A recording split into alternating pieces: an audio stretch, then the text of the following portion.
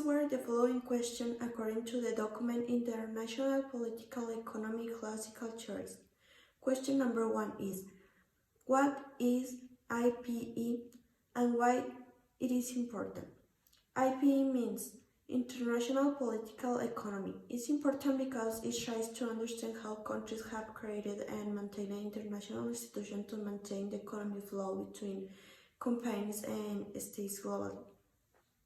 Question number 2 is, give the core arguments made by the three main theories of IPE: mercantilism, economic liberalism, and Marxism. Which theory, if any, is the best one and why? The first theory is mercantilism. Mercantilism posits the economy as subordinate to the politics and particularly the government. Economic activities is seen in the largest context of increasing state power, the organization that is responsible for defending and advancing the national interests, namely the state's rule over private economy interests, wealth, and power are complementary, not competing goals. Economy depends on other states should be avoided as far as possible.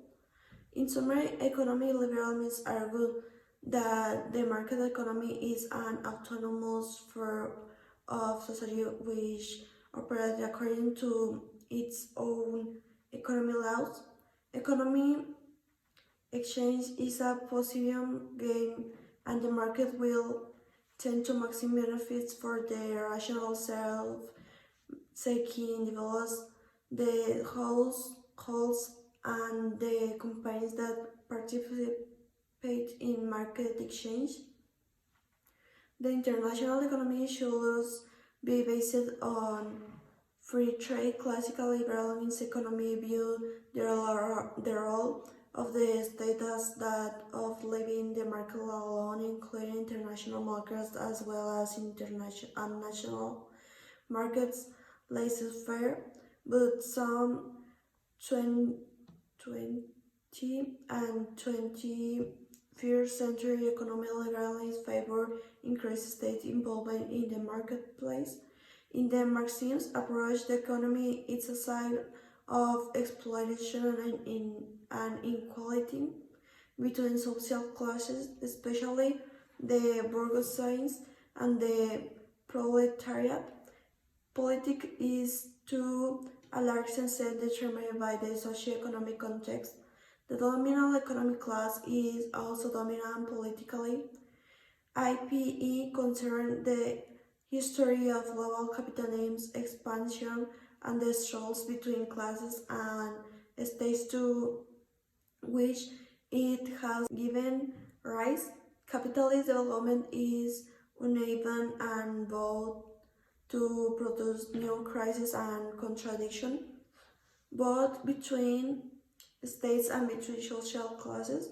In my opinion, the best is the economic liberalism, because economic liberalism is an area of cooperation for mutual benefits between states as well as among individuals. Question number 3 is, politics is in control of economic, says mercantilism.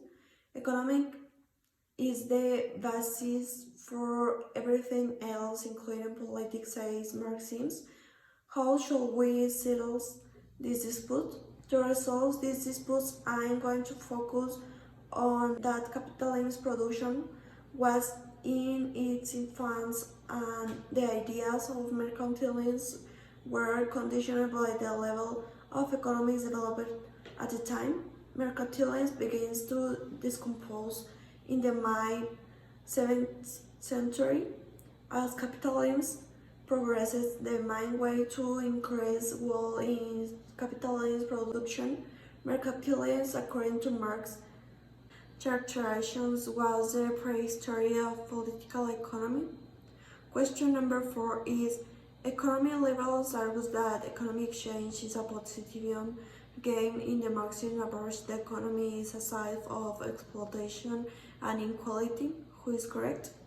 In my opinion, they are both right, but they are based on different perspectives. For example, the difference between Marxism and realism knowledge should be brought to attention. Both views agree on the perennial competition and conflict between states, but Rollins explains this by pointing to the existence of independent states is a condition of anarchy. Therefore, the struggle between states has been taking place for several millennia, ever since the emergence of states on the world states. Marxists reject that view as abstract and unhistorical. It is abstract because there is no concrete specification for the social force that actually sustain conflicts between states. Question number 5 is, do security interests always have priority over economic matters as mercantilist claims? Yes, for the reasons that the state looks after their national economic interests because that is an important ingredient for their national security. Such policies need not have overly negative effect on their states. When economy and security interests collide, security interest takes precedence. Question number 6 is compare Walls and Wallerstein, who has the better theory. There are some similarities between Wallerstein world system analysis of capitalism and Wells Rollins analysis of the international system, but focus on the system rather than on single units or countries. That happens to countries very much depends on their position in the system, but see the system as a hierarchy with strong states in the top and weak states in the bottom, but from here the difference takes over. Walls' focus is on relative political military power in a condition of anarchy. Wallerstein's focus is first and foremost economic power and capability, which is then connected with political power. That's all for me. Thanks for watching my video.